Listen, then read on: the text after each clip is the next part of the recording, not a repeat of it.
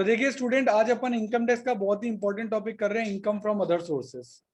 और income from other sources जो है वो आपका बेसिकली इसका फंडामेंटल मैं आपको बताता हूँ। जो चीज कहीं टैक्सेबल नहीं होती, जो चीज कहीं टैक्सेबल नहीं होती, ना सैलरी में, ना हाउस प्रॉपर्टी में, ना बिजनेस एंड प्रोफेशन में, ना कैपिटल गेन में, जब वो इन चारों में टैक्सेबल नहीं हो पाती तो फिर वो टैक्सेबल कहाँ होगी? इनकम फ्रॉम अदर सोर्सेज में। ठीक है, तो ऐसी डिफरेंट टाइप की इनकम है जो अदर सोर्सेज में आपकी टैक्सेबल होती है। काफी सारे एग्जांपल दे रखे हैं। कोई इंटरेस्ट रॉयल्टी आपकी रिसीव हो, कोई लॉटरी से आप पैसा जीते हो, या फिर आपने मशीनरी प्लांट एंड फर्नीचर से कोई रेंट कमाया हो, है ना। तो बहुत सारी यहाँ जो है की मैन इंश्योरेंस पॉलिसी से आपको कोई पैसा मिला हो, या कोई मूवेबल या इमूवेबल प्रॉपर्टी जो है उसको बेचने, उसको रेंट मिला हो आपको, कोई इंटरेस्ट रिसीव हुआ हो आपको, कैपिटल एसेट पर कोई एडवांस मनी हुई हो जो आपने फोरफिटेड कर ली हो, आपने कैपिटल गेन में देखा था। तो काफी सारी चीजें होती है। तो ऐसी कौन कौन सी इनकम है जो टैक्सेबल होती है? तो एक तो interest other than interest on security. इतने टाइप के इंटरेस्ट आपके हो सकते हैं। देखो, बैंक से मिल सकता है, पोस्ट ऑफिस से मिल सकता है, किसी फर्म, कंपनी या कॉरपोरेशन से मिल सकता है, किसी फाइनेंशियल इंस्टीट्यूशन में जमा करा उस पर मिल सकता है, किसी कोऑपरेटिव सोसाइटी से मिल सकता है, फॉरेन इंस्टीट्यूशन से मिल सकता है, फॉरेन सिक्योरिटी, मतलब बहुत सारी है। एक बार नाम पढ़ लेना ज्यादा अच्छा रहेगा। कहीं से आपको कमीशन वगैरह मिल रहा है, कहीं आप शेयर वगैरह बेच रहे हो, आप इंश्योरेंस एजेंट हो, आप यूटीआई के एजेंट हो, आप लॉटरी टिकट बेचते हो, ऐसे कोई कमीशन। कोई फिजिकल या मेंटल वर्क आपने किया हो, कहीं इन्विजिलेशन किया हो, जैसे एग्जाम में जो टीचर्स इन्विजिलेशन का वर्क करते हैं वो उनकी इनकम फ्रॉम अदर सोर्सेज कहलाता है, ध्यान रखना। ये आपने आंसर्स का इवेल्यूशन किया, उस पर आपको कुछ या मिला, कोई बोर्ड ने या यूनिवर्सिटी ने कोई वर्क दिया, इसके अलावा कोई आपका न्यूज़पेपर में आर्टिकल छपा, या कोई बुक राइटिंग से आपको कुछ पैसा मिला, ऑल इंडिया रेडियो या दूरदर्शन पे कोई प्रोग्राम हुआ, कोई प्राइवेट कोचिंग इंस्टीट्यूट में आप पार्ट टाइम पढ़ा रहे हो, ऐसे लैंड से भी आपको कोई इनकम हो सकती है। जैसे आप ब्रिक्स मैन्युफैक्चर कर रहे हो, या कोई मार्केट छोटा मोटा एस्टेब्लिश कर रखा है, या फेयर या एग्जीबिशन वगैरह करते हो, या एनिमल्स वगैरह के लिए कोई काम कर रहे हो, मिनरल्स वगैरह निकाल रहे हो। तो मतलब डिफरेंट तरीके की जो आपकी इनकम है वो आपकी यहाँ आ सकती है।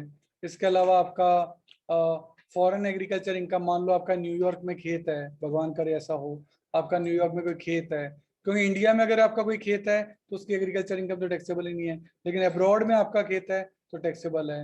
Income from family pension, mister x हैं, उनको पेंशन मिल रही थी, फिर मिस्टर एक्स की डेथ हो गई तो अब ये पेंशन उनकी विडो को मिलेगी, तो अब जो उनकी विडो को मिलेगी वो फैमिली पेंशन के नाम से मिलेगी, वो अदर सोर्सेज में टैक्सेबल होती है। इसके अलावा पार्लियामेंट मेंबर, चाहे लोकसभा चाहे राज्यसभा के हों या विधानसभा वगैरह के हों, उनको जो एमएलए और एमपी को जो सैलरी मिलती है। इसके अलावा इनकम फ्रॉम अनडिस्क्लोज्ड सोर्सेज, यानी किसी के घर कोई पैसे मिले, जैसे अभी वो जयपुर में केस चल रहा है ना कि हाँ भाई चांदी की वो सिल्लियां, अब वो इनकम कहाँ से है उसको पता ही नहीं है, तो वो सारी सारी इनकम टैक्सेबल हो जाएंगी। खैर उसको तो पता है, वो बता नहीं रहा, तो कुल मिलाकर वो सारी सारी टैक्सेबल हो जाएंगी। इसका डायरेक्टर को कोई पेमेंट मिलता है। जितनी भी कैजुअल इनकम है लॉटरी वगैरह से आपने जीती है। डीम्ड इनकम कुछ ऐसी इनकम होती है जो आपकी इनकम तो नहीं है पर जोड़ आपकी इनकम में दी जाती है, उसके भी रूल है, एक चैप्टर में आएंगे। तो सभी चीजें जो है वो आपके लिए यहाँ टैक्सेबल होंगी।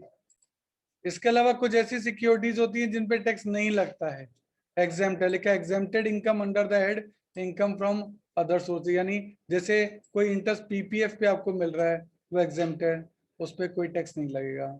सेविंग बैंक अकाउंट पे अगर आपको इंटरेस्ट मिल रहा है और 3,500 रुपये तक का सिंगल अकाउंट है, और अगर ज्वाइंट अकाउंट है तो 7,000 रुपये तक का, ये आपका एग्जेम्प्ट है, मतलब इतना इंटरेस्ट आपको मिला है तो वो आपका एग्जेम्प्टेड है, उस पर टैक्स नहीं लगेगा। पोस्ट ऑफिस सेविंग बैंक पे अगर आपको इंटरेस्ट मिल रहा है और वो 5,000 रुपये तक है, उस पर टैक्स नहीं लगेगा। इसके अलावा भी जैसे 7% कैपिटल बॉन्ड है, इस पे टैक्स नहीं लगता।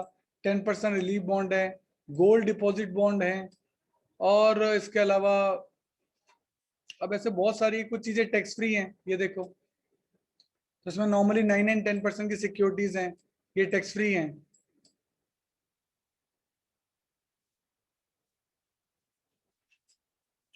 लेकिन एक बात ध्यान रखना, अदर सोर्सेज की इनकम के लिए कुछ डिडक्शन अलाउड है, यानी अदर सोर्सेज की इनकम को कमाने के लिए यदि आपने कोई खर्चे किए हैं, वापस बोल रहा हूँ, अदर सोर्सेज की इनकम को कमाने के लिए यदि आपने कोई खर्चे किए हैं तो लेस होंगे। जैसे ये इंटरेस्ट आपने रिसीव किया बैंक का, इसके लिए बैंक कलेक्शन चार्जेस ले रहा है तो उसका रिडक्शन मिलेगा। कुल मिला के कोई भी खर्चे किए हैं तो यहाँ देखो लिखा है फ्रॉम इनकम और इंटरेस्ट एंड डिविडेंड, तो जो भी कलेक्शन का चार्ज है, और यह हो सकता है उन सिक्योरिटीज को खरीदने के लिए आपने लोन लिया हो, उस लोन पे ब्याज चुका रहे हो, तो वो भी तो खर्चा ही है, तो वो भी आपका लेस हो जाएगा।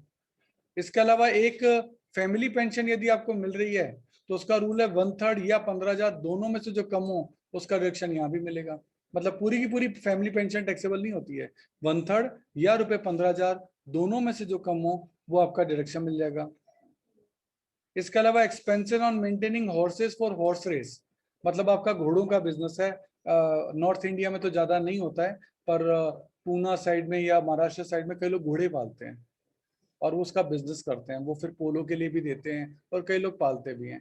तो ऐसे बिजनेस, ये लाइफ स्टॉक का बिजनेस हो गया तो स्पेशल बिजनेस हो गया, इसलिए इसको अदर सोर्सेज में लाते हैं। और अगर उस बिजनेस में मेंटेनेंस का कोई खर्चा हुआ है घोड़ों का तो वो खर्चा लेस हो सकता है, कोई दिक्कत नहीं है। Deduction respect of amount received for the employ provident fund और welfare trust in such a sum is deposit before the, ये ठीक है। अगर कोई आपको income from machine and plant and furniture पे हो तो जो भी खर्चा आपका हुआ हो वो लेस हो जाएगा। तो काफी सारे पॉइंट इसके अंदर आपके रहते हैं। एक कैजुअल इनकम का पॉइंट ध्यान रखिए, ये पेज नंबर 486 पर है। कैजुअल इनकम, पहली बात तो कैजुअल इनकम होती क्या है, तो देखो कोई भी आपने विनिंग की है, लॉटरी का, क्रॉसवर्ड पजल का, races including horse race, card game, other game वगैरह, ये जो भी इस टाइप के जो बिजनेस होते हैं वो सब आपके लॉटरी इनकम वगैरह वो सब कैजुअल इनकम में ही शामिल होते हैं, किसी भी टाइप के कार्ड गेम वगैरह। और इस पे डिडक्शन की मैं बात करूं तो इस पे कोई डिडक्शन नहीं होता है, इसमें कोई डिडक्शन नहीं है, उल्टा इस पे टीडीएस है, टीडीएस की रेट है इस पे 30%, अगर 10,000 रुपए से ज्यादा हो तो इस पे टीडीएस लग जाता है। टीडीएस का मतलब क्या है कि गवर्नमेंट आपको, जैसे मान लो आप केबीसी में गए, अब केबीसी में आप 1 करोड़ रुपए जीत गए, भगवान करे आप जीत जाओ, तो केबीसी आपको पूरे 1 करोड़ रुपए नहीं देगा, उसमें से वो 30% टीडीएस काट लेगा, टैक्स डिडक्शन एट सोर्स, और वो 30 लाख देगा किसको, गवर्नमेंट को, और 70 लाख देगा आपको। तो यानी ये केबीसी वालों की जिम्मेदारी है कि जब वो वहां चेक दें, वो तो चेक डमी चेक होता है, रियल चेक तो बाद में मिलता है, ठीक है। वो आपको 30% टीडीएस काट के ही मिलेगा, वो 30% गवर्नमेंट के पास जमा होगा और 70% आपको मिलेगा, तो उसको टीडीएस कहते हैं, तो वो भी इसमें आपका यहाँ काम आएगा। इलस्ट्रेशन नंबर 2 अपन देख रहे हैं, देखें, calculate the taxable income of an individual SSC under the head income from other sources. ठीक है जी, कहते हैं price received on lottery MP government 6,000 रुपए। देखो ये प्राइस है, प्राइस रिसीव्ड है, ये कैश रिसीव्ड नहीं हुआ है, प्राइस रिसीव्ड है, और लिखा तो रिसीव्ड है, तो रिसीव्ड है तो फिर इसका तो टीडीएस कट के मिला होगा, लेकिन लॉटरी का प्राइस पे टीडीएस की लिमिट है, कितने रुपए, 10,000 रुपए, 10,000 से ज्यादा हो तो ही टीडीएस कटेगा, नहीं तो टीडीएस नहीं कटेगा, इसलिए पूरे के पूरे 6,000 रुपए टैक्सेबल हो गए, चेक कर लो। ये computation of taxable income from other sources for the assessment year 2020-21।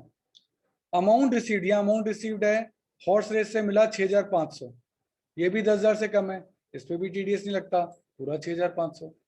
Amount won on horse race 8,000, amount इस पे लगाया था 2,000 रुपए, और लगाया उससे तो कोई मतलब ही नहीं है, 8,000 रुपए आपको मिले हैं हॉर्स रेस विनिंग के, एज इट इज टैक्सेबल हो जाएंगे। Amount receive from camel race, अब कैमल रेस का तो कोई रूल ही नहीं है, हॉर्स रेस का तो फिर भी है, तो 70,000 रुपये, अब ये 10,000 से ज्यादा है पर इस पे टीडीएस का रूल ही नहीं है, और कहते हैं इस पे लगाए थे 60,000, लगाए से तो गवर्नमेंट को कोई मतलब ही नहीं, हो तो जीतने पे डिपेंड करता है, 70,000 रुपये आपका एज इट इज टैक्सेबल है। Amount receive from Rajasthan state lottery 70,000 रुपये, एक्सपेंसेस उस पर हुए थे 30,000, मैंने कहा था एक्सपेंसेस का कोई मतलब नहीं है, फालतू है। हाँ 70,000 रुपये आपने लॉटरी से जीते हैं और ये अमाउंट रिसीव्ड है, ये अमाउंट रिसीव्ड है, इस पर 30% टीडीएस कटा होगा, तो ये जो 70,000 है ना, ये 30% काटने के बाद रिसीव हुआ है, यानी ये कितना परसेंट है, 70%। तो बताओ 100% कितना है, वापस बोल रहा हूँ, ये 30% टीडीएस काटने के बाद मिला है, इसलिए ये 70% है, तो 70,000 70% है, तो 100% कितना होगा, 1,00,000। अब 1,00,000 का 30% निकाल लो, 30,000 रुपये लेस होकर 70 अपने आप आ रहा है, इस तरीके से होता है ये। ऐसे स्टेट लॉटरी में आपने 14 लाख रुपए रिसीव किए, टिकट पे खर्चे हुए थे 150, उससे तो मतलब नहीं, 14 लाख रिसीव किए और रिसीव्ड है, तो 14 लाख का ग्रॉसअप होगा, 14 लाख तो 70% है, तो 100% कितना होगा, 20 लाख का आपका टैक्सेबल हो जाएगा। हॉर्स रेस के 20 जा रहे हैं और कैमल रेस के 14 जा रहे हैं, ये तो लॉस्ट है, लॉस से तो मतलब है ही नहीं। कैमल रेस से 14,000 जीते हैं वो दिखा दो, receive A motor car worth ₹250 and cash 30 from winning of A lottery. यानी लॉटरी का यहाँ कैश और काइंड दोनों में मिला, कैश मिला 30, कैश मिला 30 और काइंड मिला 250। तो इस कंडीशन में रूल है कि दोनों को ऐड कर दो, दोनों को ऐड कर दिया। अब ये टीडीएस कटने के बाद मिला होगा क्योंकि 10,000 रुपए से ज्यादा है, तो ये 70% है, तो 100% कितना होगा, इनको ऐड कर लो, इन सब को ऐड कर दोगे, ये ग्रॉस इनकम निकल जाएगी। डिडक्शन इस क्वेश्चन में कोई है नहीं, अदरवाइज लेस हो जाता। ये आपकी निकल गई taxable income from other sources. देखो ग्रॉस अप का फॉर्मूला, ये जो ग्रॉस अप करना है ना, इसको ग्रॉस अप करना कहते हैं, ये जो किया है ना, ये इसको कहते हैं ग्रॉस अप करना। ग्रॉस अप का फॉर्मूला है जितना भी अमाउंट रिसीव्ड हुआ हो आपको इंटू 100 अपॉन 100 माइनस रेट। इसलिए चेक कर लो 70,000 into 100 upon 100 minus 30 upon 100 minus 30। तो ये कैजुअल इनकम है, इस पे 30% का टीडीएस लगता है, तो फॉर्मूला ग्रॉस अप का याद कर लो। देखो ग्रॉस अप कब करते हैं ये चीज ध्यान दो। क्वेश्चन में दो वर्ड लिखे हुए आएंगे, या तो वर्ड लिखा हुआ आएगा रिसीव्ड, या लिखा हुआ आएगा नेट, या लिखा आएगा टैक्स फ्री। ये तीन वर्ड लिखे हुए आ जाए ना आपके, तो समझ जाना आपको ग्रॉस अप करना है। और ग्रॉस अप का फॉर्मूला क्या है, amount received into 100 upon 100 minus rate. Rate 30 भी हो सकती है, 10 भी हो सकती है, 5 भी हो सकती है, वो डिपेंड करता है क्वेश्चन टू क्वेश्चन, वो अलग अलग रूल आपको याद रखने पड़ेंगे।